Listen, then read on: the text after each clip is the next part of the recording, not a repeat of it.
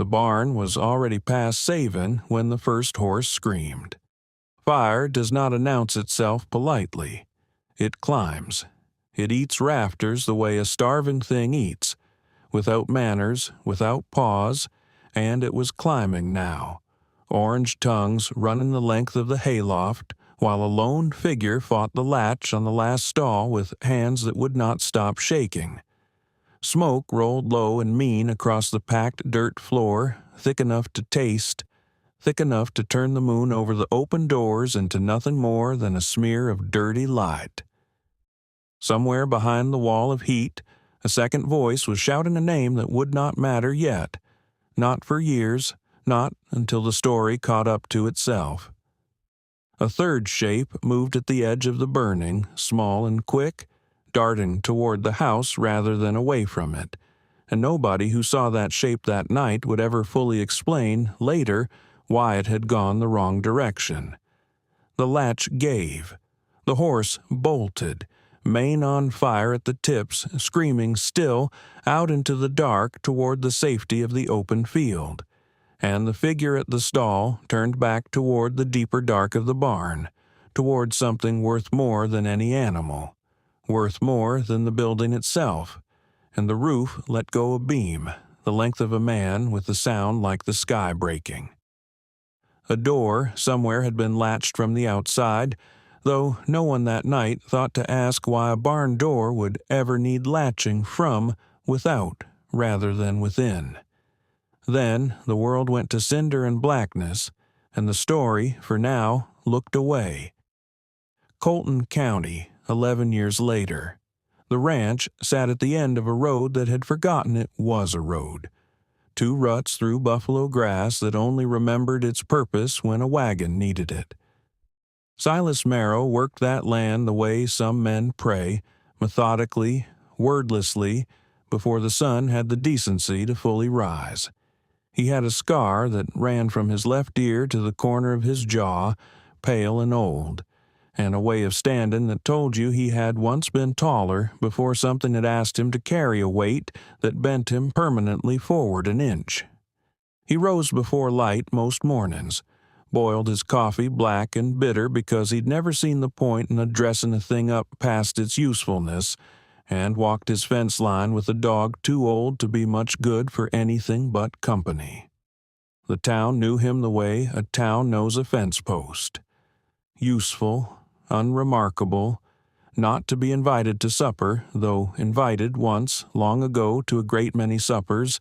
back when there had been a wife to accept those invitations on his behalf, and a boy to be fussed over by the women who ran the church socials. He brought his cattle to market and paid his debts on time and did not linger at the mercantile counter for the small talk that other men treated like currency. Children were told he was fine, just quiet,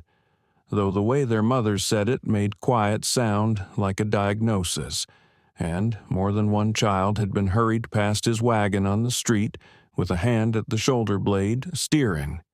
The way you steer a child past a grave you'd rather not explain yet. He had buried a wife and a boy on that land 9 years back, side by side under a single cottonwood, victims of a fever the doctor never named with any confidence, and something in him had gone still the way a house goes still when nobody laughs in it anymore. He kept their room closed. He kept the boys' boots by the door, too small now for any use, because moving them had always felt like a second funeral he was not prepared to hold. He fed his horses. He mended his fences. He did not want things because wanting had cost him everything the last time he'd allowed it, and a man learns eventually to stop reaching for the stove. At night, he sat on the porch and listened to the land settle, and some part of him understood, in the wordless way a body understands weather before a storm arrives, that a life lived entirely in maintenance was not the same thing as a life lived, but he had stopped believing there was a difference worth chasing. It was Reverend Pruitt who planted the idea, the way small men plant ideas in big men, sideways, over coffee, pretending it was not the whole reason he'd ridden out. Pruitt was a round, soft-voiced man who had buried Silas's family himself and had never quite forgiven the land for taking them, and he had a habit, which the whole county tolerated with affection, of arriving with an agenda disguised as a social call. "You need help up here, Silas," he said, turning his hat in his hands the way he did when he was working up to something. "Not charity. Help. A ranch this size wants 2 sets of hands, and you've only got the one, and it's getting tireder every season, whether you'll admit that to me or to yourself." Silas said nothing for a long while, which was its own kind of answer, watching the steam come off his coffee instead of the Reverend's face. And Pruitt, who had learned to read the man's silences the way other people read a newspaper, simply set an advertisement clipping on the table and left it there like a seed he did not need to water. "I already had it set in the territorial paper," Pruitt admitted, not quite meeting his eyes. "You can tell me to pull it. I'll pull it if you tell me to." Silas did not tell him to pull it. He told himself, later, that this was simple practicality, that a man alone on 1,100 acres was a fool to refuse an extra pair of hands out of pride, and he did not examine too closely why the thought of a stranger in his kitchen had kept him awake 3 nights running, turning the clipping over on the table like a card he wasn't sure he wanted to play. The advertisement ran 3 lines. Housekeeper wanted, ranch position, room and board, reply by post, no experience in ranch life required, character references preferred over polish. 3 weeks later, a letter arrived in a hand so careful it looked almost afraid of itself, and he read it twice before he understood why it had unsettled something old and locked in his chest. It did not ask for pity. It did not perform gratitude in advance. It simply said plainly that the writer could cook, could keep accounts, could work a full day and would not complain about a short bed or a long winter, and that she was, in her own words, larger than most men expected, and would rather he know that now than be disappointed by the mail coach. He set the letter down and looked at it a long while, the way a man looks at a stranger's honesty when he has forgotten what it costs a person to offer it plainly, rather than hiding behind manners, and something in him, some small stubborn ember, he had thought long banked, answered before he had decided to let it. Delphine Ashworth had buried her husband on a Tuesday and lost the shop by the following spring. Ashworth's dry goods had been her husband Thomas's inheritance, then their shared labor. Then, in the space of 11 cruel months, neither. Thomas had died of a fever nobody could name fast enough to stop it. The same nameless fever, though neither Delphine nor Silas would understand the coincidence of that for many months yet, and in the settling of his affairs, the town's one banker, a soft-spoken, silver-buttoned man named Warfield Enders, had produced a loan Delphine had never seen signed, secured against the shop, due in full, no extensions offered to a widow with no head for business, as he was gracious enough to phrase it in front of half the county gathered at the courthouse steps. She had fought it the only way a woman without money could fight anything, which was slowly going door to door among the merchants her husband had once called friends, asking for testimony, for character, for anyone willing to say plainly that Thomas Ashworth would never have signed away his own shop without telling his wife. Most looked at their boots. A few, kinder than the rest, offered small sums that would not have covered a month's interest, let alone the whole. She had lost the shop by summer and the room above it by fall, and had spent 3 weeks sleeping in the back room of the church, which Reverend Pruitt allowed without comment and without the pitying looks she had come, by then, to expect and to steel herself against before they ever arrived. What the town saw, when it looked at all, was a large woman standing in the street with 2 trunks and nowhere assigned to put them. And what the town did with that sight was exactly what towns do with sights they find inconvenient. It looked away and called the looking away manners. Delphine had learned young that her body was, to most eyes, an argument to be had rather than a person to be met. She remembered being 12 and hearing a woman at the general store describe her, in a voice not nearly as quiet as the woman believed it to be, as a shame, really, such a pretty face wasted on all that. And she remembered deciding, somewhere in the walk home that followed, that she would rather be an argument the world lost than a person who spent her life apologizing for the space she occupied. She had built, over 3 decades, a particular kind of dignity, the kind that does not ask anyone's permission to take up space, the kind that wears her Sunday dress on a Tuesday simply because she has decided the day deserves it, and not because anyone else has earned the privilege of her performance. It was a dignity that had cost her plenty to build and cost her something new to maintain nearly every week of her life, a constant small vigilance most people never had to practice, checking a room before entering it, choosing a chair before anyone could choose it for her with a pointed glance at its sturdiness. And she had grown, over the years, almost fluent in the exhausting arithmetic of staying ahead of a world's judgment before it could land. When the advertisement crossed her path, tucked into the back pages of the territorial paper Reverend Pruitt had left folded on the pew beside her, she read it 3 times before she let herself hope, because hope, in her particular arithmetic, had always come with interest attached. She answered it not because she believed a rancher's letter would be different from the town's stairs, but because a bed and a wage in exchange for honest work was, at that point, simply the truth of her arithmetic, and because something in the plainness of those 3 printed lines had struck her as the first honest thing Colton County had offered her in a year. The 2 of them wrote 4 letters each before either dared to name a date. Silas's letters were short, 3 lines, 4, plain as fence wire, describing the ranch's acreage, the cattle count, the weather patterns of the valley, and somewhere in the 3rd exchange Delphine noticed that he never once mentioned her size, not to reassure her he didn't mind it, not to warn her he did,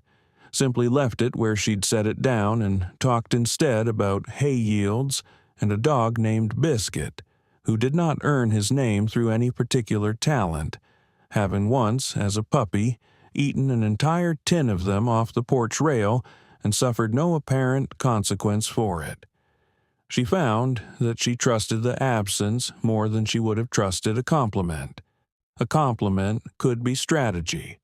An absence, especially one held so consistently across 4 letters, was harder to fake. Trust, for people like them, was built brick by brick. Never poured all at once because a wall poured too fast cracks by winter, and Delphine had learned that lesson from a shop's worth of foundations laid too quickly on paperwork she should have read twice. He did not yet know that the woman arriving on the Tuesday coach carried inside her the same careful arithmetic of loss that he carried. That she too had learned to want less so as to be disappointed less, and that the ranch he thought he was hiring help for was about to become slowly, without either of them agreeing to it out loud, something closer to a beginning. In her last letter before the journey, Delphine had written a single line that he read a dozen times before folding it into his coat pocket, where it stayed through the whole long ride into town to meet her coach. "I have been told my whole life what I am too much of," she had written. "I would be grateful, Mr. Marrow, for the chance to simply be useful instead." The whole town turned out for the coach, not for her, never for her, but because a stranger of any kind was entertainment enough in Colton County,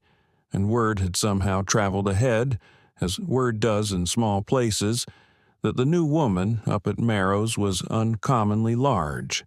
and there is a certain species of cruelty that dresses itself as curiosity and calls that decent.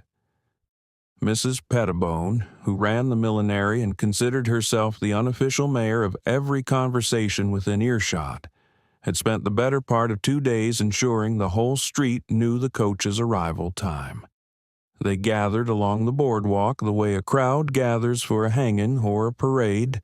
unable to tell yet which one they'd been promised, children hoisted onto shoulders for a better view of what their parents had not troubled to explain was cruel. When the coach door opened and Delphine Ashworth stepped down, unhurried, chin level, wearing her Sunday dress though it was a Tuesday because she had decided long ago that other people's staring was not going to dictate what she wore,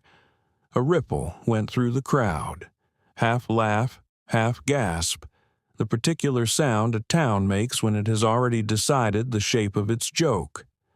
Somewhere in the crowd, a boy of perhaps 7,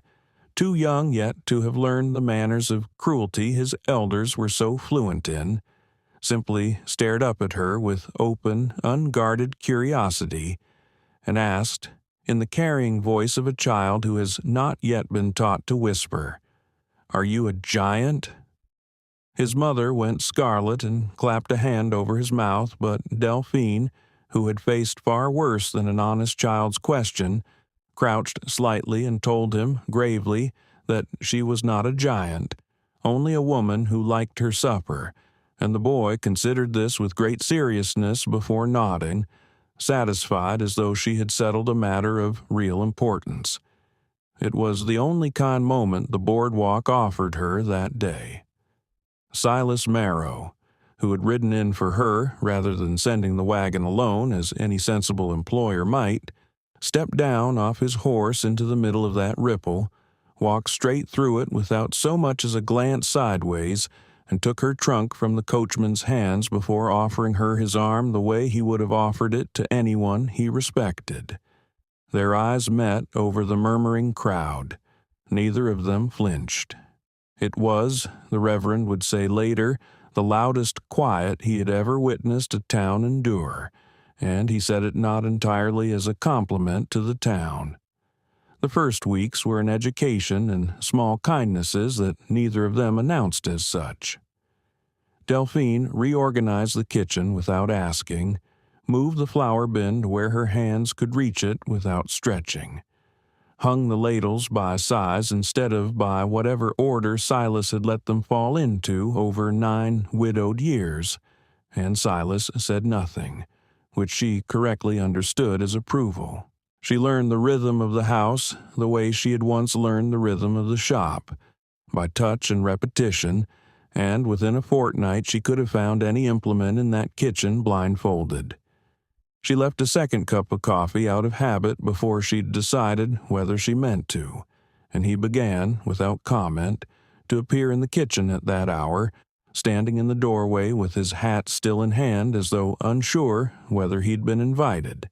until one morning she simply set the cup at the place across from her own, and did not look up, and after that the second cup was never a question again. Biscuit, the dog with the undeserved name, attached himself to her within 4 days and slept against the kitchen door as though guarding something newly precious,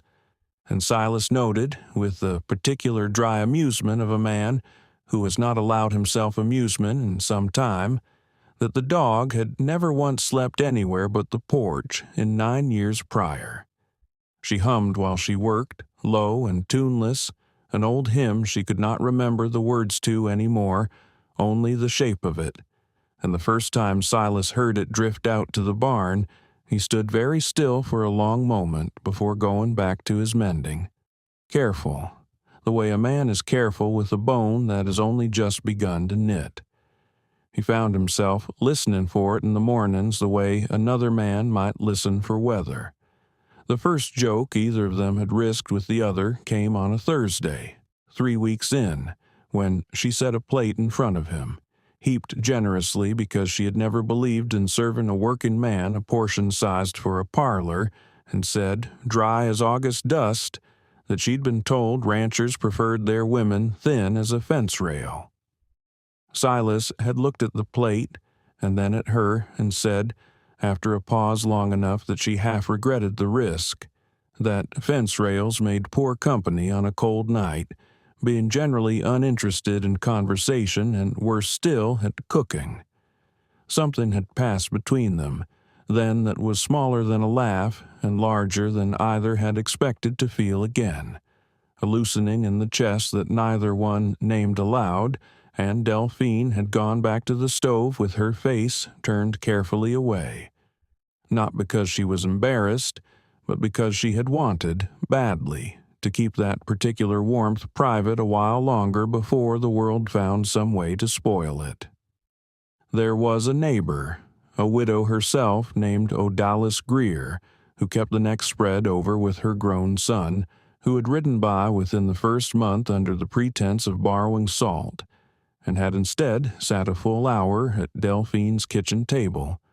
watching her work, saying little, and had left with a jar of preserves pressed into her hands that Delphine had made without being asked. It was Odalis who began, quietly, to speak well of the new housekeeper up at Marrow's whenever the subject arose at church,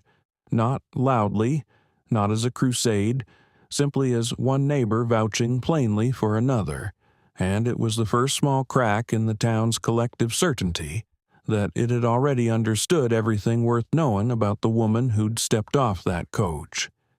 The real test of that crack came in February, when the county held its annual barn raising for the Kesslers, whose own structure had gone down under a bad snow load, and every family within a day's ride was expected to bring hands, food, and goodwill in roughly equal measure. Delphine had not wanted to go.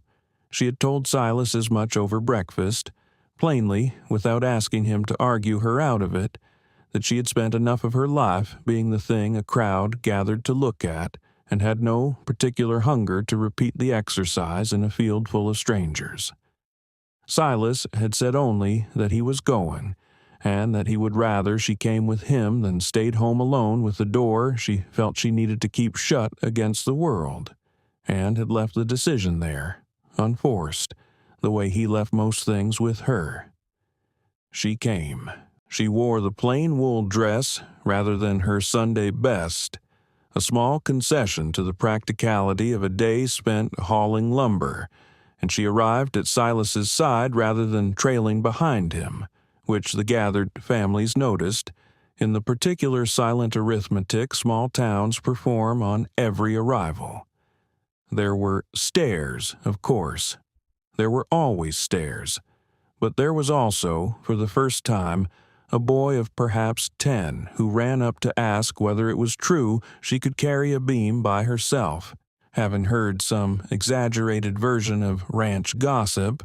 and when she laughed, a real laugh, surprised out of her, and said she could carry a beam same as any grown man could, the boy had looked delighted rather than afraid,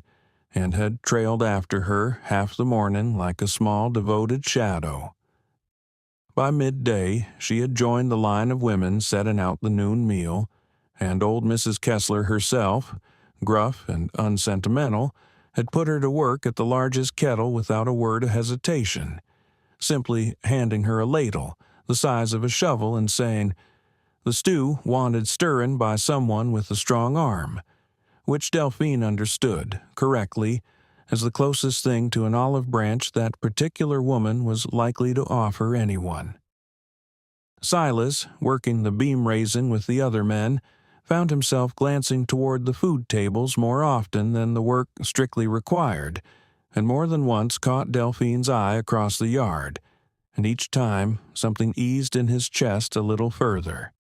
watching her stand in the middle of a crowd that was, however haltingly, beginning to make room for her rather than around her. Not everyone softened. Mrs. Pettibone kept a cool distance the whole day, offering only the thinnest courtesies, and there were murmurs, low enough to pretend they hadn't been said, when Delphine took a second helping of stew without apologizing for it. But when the barn's frame stood complete against the winter sky by evening, and the fiddler struck up something simple for the younger folks to dance to, it was Odalis Greer who pulled Delphine bodily into the circle for the first reel, laughing at her own boldness, and Delphine, startled into laughter herself, found her feet remembering steps she hadn't danced since Thomas was alive. Silas watched from the edge of the firelight, arms crossed, not dancing himself, because dancing had never been a thing his body remembered gladly since the fever took his family. But watching her spin through that circle of firelight with something like real joy on her face, he found he did not mind standing at the edge of it, only being close enough to see. Warfield Enders did not lose interest in Delphine Ashworth simply because she had left town.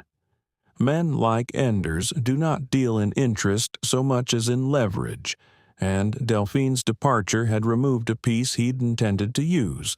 though the town did not yet know what shape that piece was meant to take. He kept his office tidy, and his voice softer than the situation ever called for, wore silver buttons on a coat cut finer than any other man's in the county, and had built, over 2 decades, a reputation for reasonableness that made his cruelty nearly invisible, because cruelty delivered in a calm voice, over good coffee, in a well-lit office, rarely announces itself as cruelty until the paperwork is already signed. He had, in the 11 years since a barn fire out past the county line had taken a family's fortune along with their peace, been quietly acquiring the paper on half the land in Colton County, including, unbeknownst to Silas Marrow, a lien filed against the Marrow Ranch itself in the desperate, grief-fogged months after Silas buried his wife and boy. A lien Silas had signed without reading closely, because grief does not read fine print. It only signs where it is told to sign, and Enders had been the very picture of gentle patience the day he'd guided that grieving man's hand across the page, murmuring that it was only a formality, only a small accommodation against future difficulty, nothing to trouble himself over in a season already so heavy with trouble. He had waited for the ranch's value to rise, waited for a season when Silas would be least able to fight, and the arrival of a housekeeper with a documented grievance against him was, to a man of his particular arithmetic,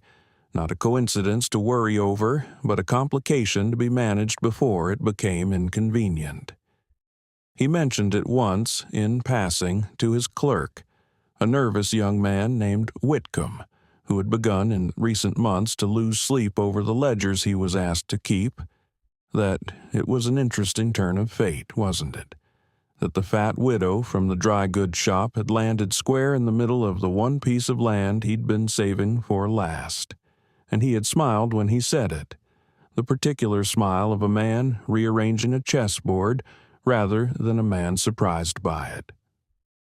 The letter came on a gray morning in November, delivered by a boy who would not meet Silas's eyes, and it informed him, in the same silver-buttoned courtesy Delphine had once received, that the note on the Marrow Ranch, dated to a spring 9 years past, was being called due in full within 60 days, on account of what the letter termed irregularities discovered in the original filing. Silas read it twice at the kitchen table, the words swimming a little on the page the second time, and Delphine, watching his face go the particular still that she had learned meant something in him was breaking rather than resting, asked to see it. And when she did, her hand went cold around the paper because she recognized the clause, recognized the phrasing, recognized the exact silver-buttoned cruelty of a man who had taken her shop with the same bloodless language. She set the letter down very carefully on the table, as though it might detonate if handled roughly, and said only, "I know this man's hand better than I know my own husband's grave." He did not yet know that the fire which had taken his wife and son had begun. According to whispers, Delphine would later chase down thread by careful thread, in a barn that had been heavily insured only weeks before, under a policy Enders himself had quietly brokered, and that the debt now come due had never truly been about hay yields or interest rates at all, but about silencing a piece of land that sat, inconveniently, atop a vein of copper or a surveyor's report had flagged the very season before the fire. Silas did not sleep that night. He sat on the porch in the cold with Biscuit's head heavy on his boot, and turned the letter over and over in his hands until the paper went soft at the folds. And somewhere past midnight, Delphine came out with a blanket she did not offer so much as simply settle around his shoulders without asking, and sat down in the chair beside his, and neither of them spoke, because by then they had both learned that some nights called for company rather than conversation. What followed was the kind of winter that tests whether two people who have only recently begun trusting each other will hold or splinter under weight. Silas rode to the county recorder's office and came back grim and wordless, having confirmed that the lien was real, however it had been obtained, and that 60 days was 60 days regardless of how it had been engineered. Delphine, for her part, wrote to the Territorial Land Office, and to a lawyer in the capital she'd once done business with through the shop, a careful, unhurried man named Aldous Cray, who had, unusually for his profession, actually read every line of Thomas Ashworth's original shop papers, and had been quietly troubled by what he found there for over a year without any avenue to pursue it. She laid out, in her careful, unafraid hand, every piece of the pattern she was beginning to see: the fire, the insurance, the survey, the lien, the shop, the widow, the rancher. One smooth-tongued man threading through every loss like a single dark stitch through a quilt of other people's grief. Silas watched her work at the kitchen table late into the nights, ledgers and letters spread before her, like a woman laying siege rather than surrendering, her handwriting growing steadier the longer she wrote, as though the act of naming the pattern gave her some purchase against it, and something in him that had been asleep for 9 years woke up and recognized, with something close to wonder, that he was not going to have to carry this alone, that she was not the kind of person who set a burden down once she had decided to help lift it. He began, without either of them remarking on it, to sit across from her during those long nights, rather than retreat to his own chair by the fire, sharpening tools he did not strictly need sharpened, simply to be near the sound of her pen moving. Snow came heavy that December, closing the road for the better part of a week, and more than once the two of them sat up past midnight by the stove, Biscuit between them, saying very little, because by then the silences between them had become a kind of language too,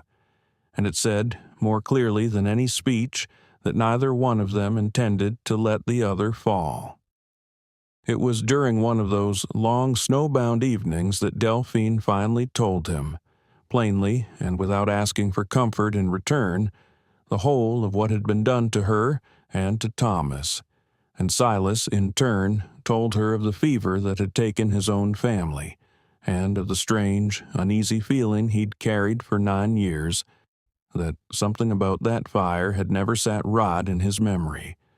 though he had never had cause, until now, to ask why. Reverend Pruitt rode out once that month, against his own better judgment given the drifts, simply to sit with them a while and remind them both that the town, whatever its failures, was not entirely made of Enderses, and it was Pruitt who first suggested, gently, that the county seat, rather than Colton's own courthouse where Enders held such quiet sway, might be the safer venue for whatever reckoning was coming.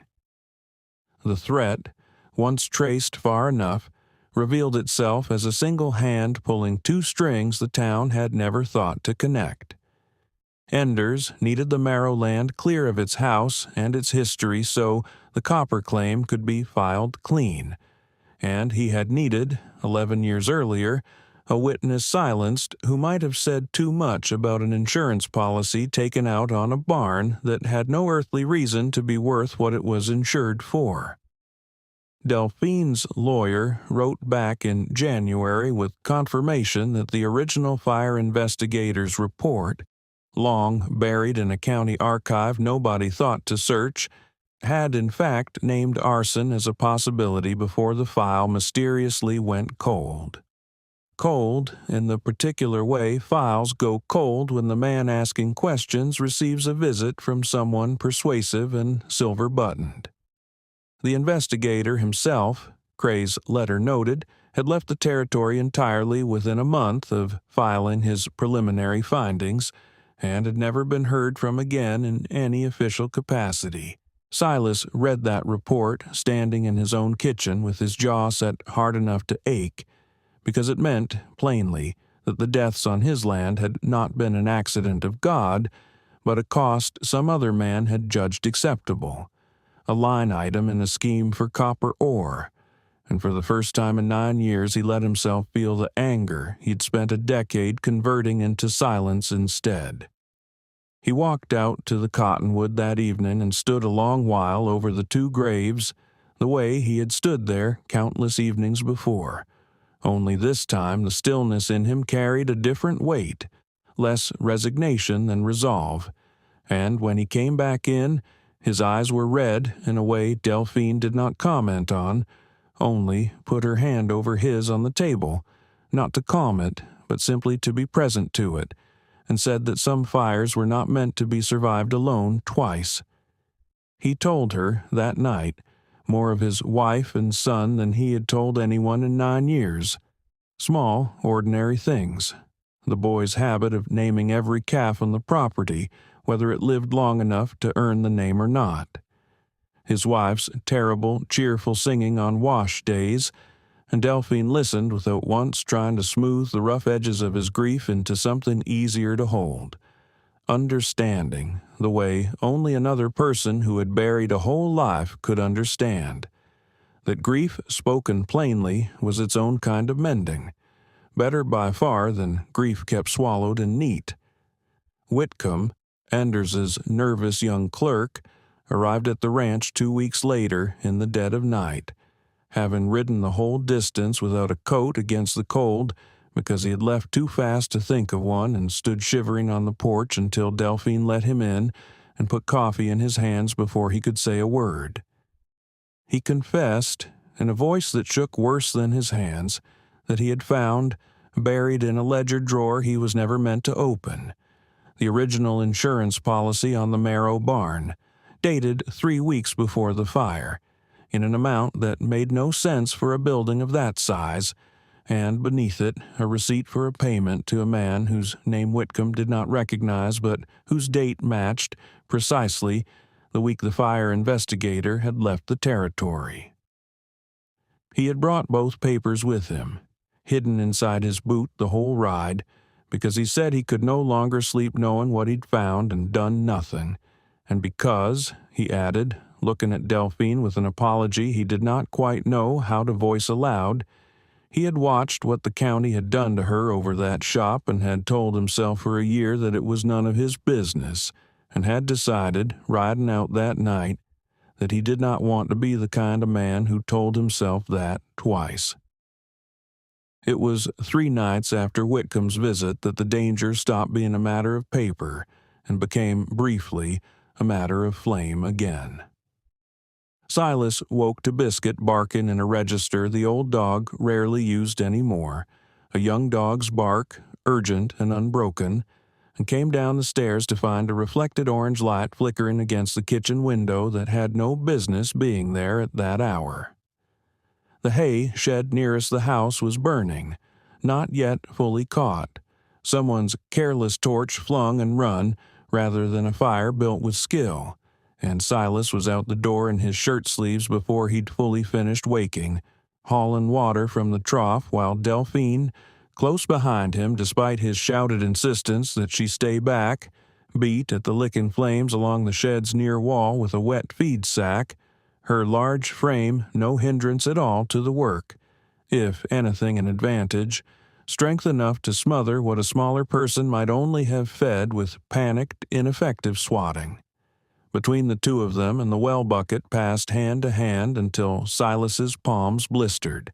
They had it drowned before it reached the roof, though the whole west wall stood scorched black by morning, a scar to match the one Silas already wore. They found the boot prints at first light, 2 sets leading off toward the county road, and a scrap of oiled cloth that had clearly wrapped something meant to catch fast and burn hot. Silas stood over the print a long while, jaw working, and said low that he had seen a heel print like that before, on a man who did occasional rough work for the bank collecting on overdue notes, a man named Coy Pruitt, no relation to the Reverend despite the name, who had a reputation in 3 counties for doing exactly the kind of work that never quite traced back to whoever was paying for it. Delphine, examining the scorched wall with her arms crossed against the morning cold, said only that a man confident enough to send a warning rather than wait for the 60 days to run out was a man who had started to feel the walls closing in faster than his patience could account for, and that frightened men made mistakes that patient ones never did. It was, she said, possibly the first useful gift Enders had given them without meaning to. Silas rode for the sheriff that same morning, rather than waiting on the slower channel of the territorial land office, and though the sheriff, a decent but overcautious man named Holt, who had never once in his tenure crossed the county's banker, could promise little beyond noting the report in his ledger, the visit itself proved useful in an unexpected way. Holt's deputy, a younger man named Ruiz who had grown up poor on a spread 2 farms over from the Ashworth's old shop and remembered, as a boy, buying his mother's sewing needles from Thomas Ashworth on credit that was never once called due harshly, took Silas aside on the porch and said quietly that he'd heard talk around the saloon of Coy Pruitt bragging, in his cups, about easy money from a man who paid well for jobs nobody asked questions about, and that he, Ruiz, would be glad to say as much to a magistrate if it ever came to that, sheriff's caution or no. It was a small thread, but Delphine, when Silas relayed it that evening, added it carefully to the growing weave of evidence spread across the kitchen table, another stitch in a pattern that was beginning, at last, to look less like scattered grief and more like a single man's long design. The fear did not leave the ranch after that night, not entirely. Delphine found herself in the days that followed, glancing more than once toward the tree line at dusk, and Silas took to sleeping with his rifle propped nearer the bed than he had in 9 years. But neither of them spoke of leaving, and neither of them, notably, spoke of sending the other away for safekeeping, an option that might once have seemed the natural protective thing to suggest, and did not occur to either of them now as anything but an insult to what they had built. They were, by then, past the point of separate safety. Whatever came, it would come to both of them, or it would come to neither. They took what they had to the county seat rather than to Enders's own courthouse cronies, riding 2 days through hard-packed snow with the lawyer's letters, the recorder's copies, and Whitcomb's stolen papers bundled against Delphine's chest like something living. The town meeting that followed, called at Reverend Pruitt's insistence in the schoolhouse because it was the only room large enough to hold what was coming, was the kind Colton County would talk about for a generation. Enders came in smiling, silver buttons catching the lamplight, prepared to charm a room he had charmed 100 times before, greeting Mrs. Pettibone by name, tipping his hat to the men along the back wall,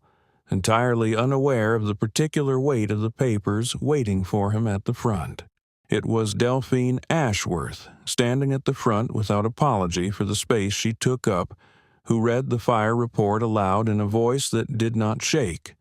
followed by the insurance filing, followed by the copper survey, followed by her own shop's forged loan, followed finally by Whitcomb's ledger and the payment receipt, laid one on top of the other like a hand of cards nobody could argue with once dealt face up.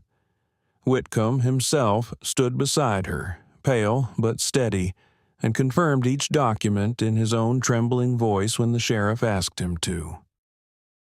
The crowd that had once gathered to gawk at a fat widow stepping off a coach sat instead in a silence thick enough to choke on, watching a smooth man's courtesy crack for the first time any of them had witnessed,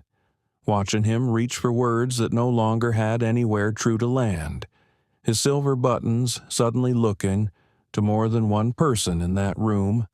like exactly the kind of gloss that had always been hiding something. Enders tried, twice, to interrupt her, his voice climbing just slightly out of its practiced calm the second time, insisting that documents could be forged, that a clerk's word meant nothing against a banker's decade of good standing, that the room surely knew him better than to credit the ravings of a bitter widow and a boy he'd have to let go for theft before the week was out. It was Odalis Greer, of all people, who stood first from the crowd and said, in a voice that carried to every corner of the schoolhouse, that she had known Warfield Enders 20 years and had never once, in all that time, heard him raise his voice, and that the raising of it now told her more plainly than any ledger could exactly how frightened he'd become. A murmur of agreement moved through the room like wind through wheat, and Enders, hearing it, seemed for the first time to understand that the room's old deference to him had already begun to drain away, faster than his composure could keep pace with. Mrs. Pettibone, seated near the front in a hat she'd trimmed new for the occasion, sat with her hands pressed flat to her skirts and her face gone the color of old paper, saying nothing at all, though several who watched her that evening would later remark that it was the first time in living memory anyone had seen her at a loss for commentary. Reverend Pruitt stood at the back of the room the whole meeting, arms folded, and it was he who finally called for the sheriff to be sent for formally, his voice carrying the particular authority of a man who had buried half the room's dead and had earned, through that grim service, the right to be listened to when he asked for something plainly. Silas stood beside her the whole time, not speaking, because this was not his story to narrate, only his to stand inside of, and when the sheriff finally moved through the crowd to Enders's side, it was Delphine's eyes he found first, steady, unflinching, the same eyes that had refused to look away from a jeering crowd months before. Enders, for his part, said only one thing before the sheriff let him out, turning at the door to look back at the room that had believed him so completely for so long, and it was not an apology, only a small, tight observation that he had, in the end, been undone by a fat woman and a nervous clerk, delivered with the particular bitterness of a man who still, even in defeat, could not resist one last cruelty, and the room's silence in response told him, more clearly than any shout could have, exactly how far his courtesy had finally failed him.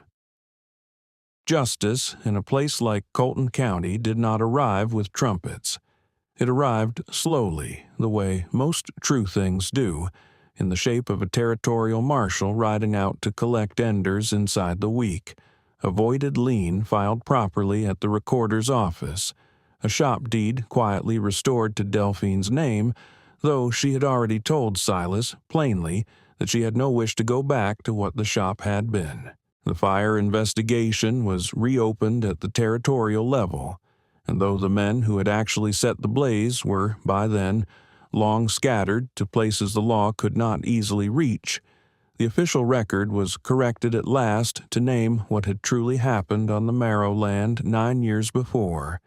and Silas found that the correction, though it could not undo a single day of his grief, settled something in his chest that had been unsettled for 9 years running.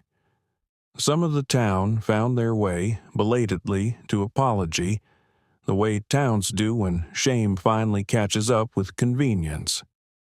Mrs. Pettibone herself came out to the ranch in the spring with a basket of preserves and an apology so awkward and overlong that Delphine, watching her stumble through it, found she did not have the heart to make it harder than it already was, and simply thanked her and asked after her health, which seemed to relieve the woman more than any forgiveness could have. Delphine accepted the apologies the way she accepted most things now, without bitterness, and without false grace either, simply setting them down where they belonged and continuing on with her day. Not every ending needs to be tidy to still be an ending. Whitcomb, who had feared for weeks that his confession would cost him any future in banking at all, found instead that the Territorial Land Office, impressed by both his courage and his evident head for figures, offered him a junior post at the county seat once the dust had settled, and he rode out to the ranch himself before he left Colton for good, hat in hand, to thank Delphine for not once making him feel smaller for having waited as long as he had before finding his courage. She told him, plainly, that most people needed exactly one brave night in a lifetime, and that he had spent his well, and the young man had colored to his collar and ridden off looking, for the first time since anyone had known him, entirely unburdened. Coy Pruitt was never formally charged for the hayshed fire, the evidence against him too thin by the time Enders's larger crimes absorbed the county's attention. But he left the territory within the month regardless. Word of the sheriff's renewed interest in his affairs apparently persuasive enough on its own, and Colton County did not trouble itself further over where he'd gone. Deputy Ruiz, who had risked his own standing with the sheriff to speak plainly about what he'd heard in the saloon, was quietly promoted the following spring, and made a point, whenever his rounds brought him past the Marrow spread,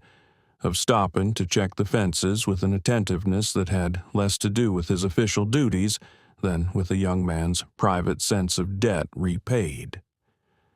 The fire investigation was reopened at the territorial level, and though the men who had actually set the original blaze were, by then, long scattered to places the law could not easily reach, the official record was corrected at last to name what had truly happened on the Marrow land 9 years before, and Silas found that the correction, though it could not undo a single day of his grief, settled something in his chest that had been unsettled for 9 years running.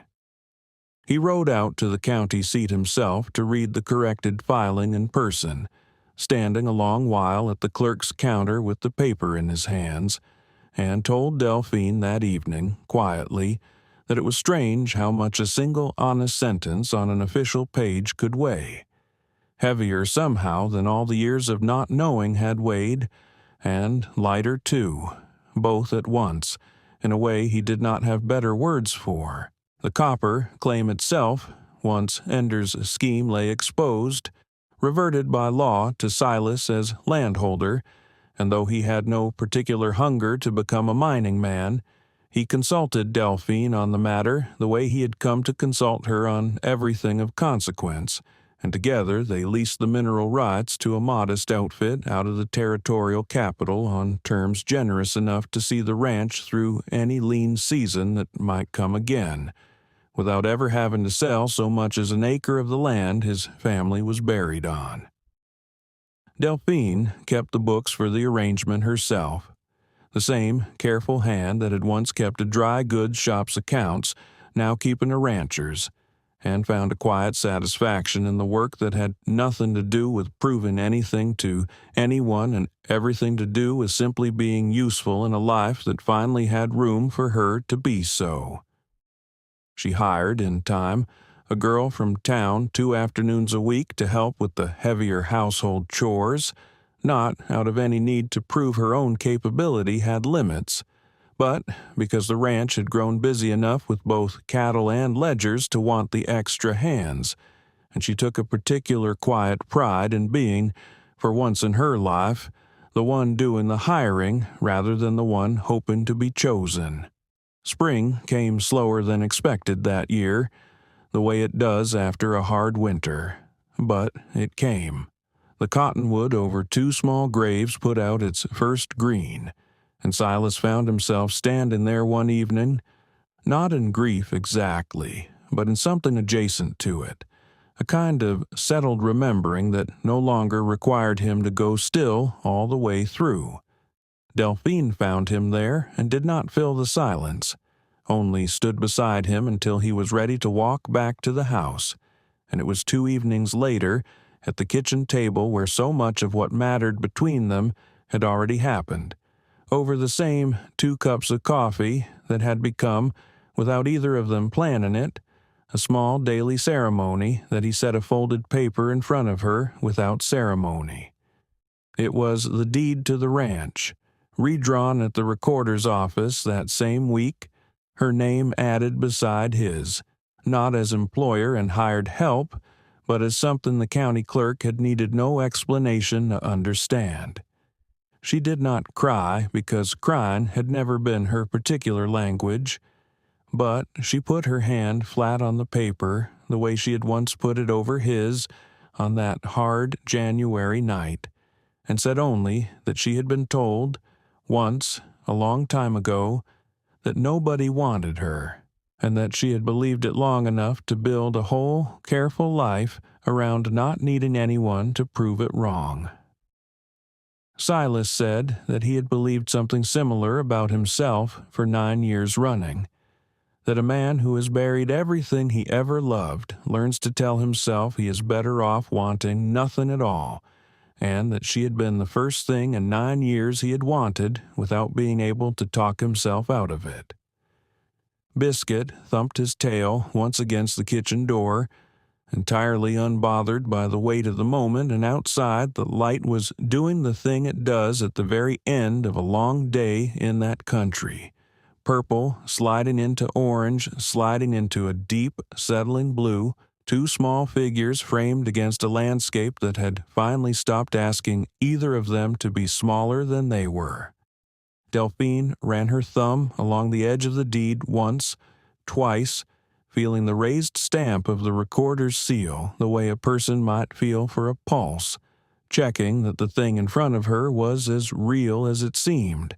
and then folded it carefully and set it in the drawer where Silas kept the household's few important papers, not as though it were a trophy to be admired,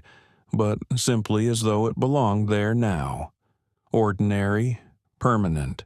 one more true thing among the household's other true things. They did not marry that spring, nor the one after, both of them having learned the hard way that some things were better built slowly and named only once the naming could not possibly be mistaken for haste. But the town, by the second summer, had long since stopped waiting on the ceremony to understand the shape of what had grown between them. Odalis Greer took to introducing Delphine, without any correction ever offered from either party, simply as Mrs. Marrow of the Marrow Ranch, and the title settled onto her the way a name settles onto a person who has finally been given room to grow into it, unhurried, unforced, exactly right. Even Mrs. Pettibone, by the following winter, had taken to nodding a genuine good morning across the mercantile counter, rather than the thin, performative courtesy of the year before, and Delphine, who had long since stopped needing that particular woman's approval to feel whole, found she could accept even this small late kindness without bitterness, simply one more sign of a town slowly, imperfectly, learning to see what it had once only looked at. One nod, one shared morning, one small, unremarkable courtesy at a time, the way most real change in a place like Colton County was ever likely to arrive at all.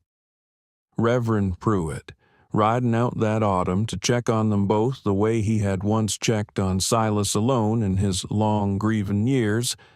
found the two of them out past the cottonwood, Silas teaching Delphine the particular knack of splitting a stubborn round of pine, her laughter carrying clear across the yard when the axe glanced wrong and buried itself half a foot deep in a stump instead, Silas's own low chuckle following close behind it, a sound Pruitt had not heard from that particular man in the better part of a decade. He did not stay long, that visit, understanding, the way a good pastor learns to understand, when a household no longer needed watching over so much as simply being glad for, from a respectful distance, and he rode back toward town that evening, turning the side over in his mind, marveling privately at how a single advertisement clipping, 3 plain lines in a territorial paper, had managed to undo 11 years of grief and greed both, though he supposed, on further thought, that it had never really been the advertisements doing it all, only the small brave decision of 2 people willing to answer honestly when so much of the world around them had trained them both to expect nothing honest in return. Delphine kept one letter from that first careful correspondence, the very first one she had ever sent, folded inside the cover of the ledger she used now to manage the mining lease, not out of sentiment exactly, though there was sentiment enough in it, but as a kind of private reminder of the arithmetic she had once lived by and no longer needed. I have been told my whole life what I am too much of, it read still in the same careful hand, though the woman who had written it was, by every measure that mattered now, no longer living inside that particular accounting at all. She had been told, once, that nobody wanted her. The land under her feet, the man beside her at the stove each morning, the dog asleep against the kitchen door, and the deed folded quiet in its drawer, all argued, gently but completely, otherwise, and she had learned at last in a life she had not expected to be given a second chance at,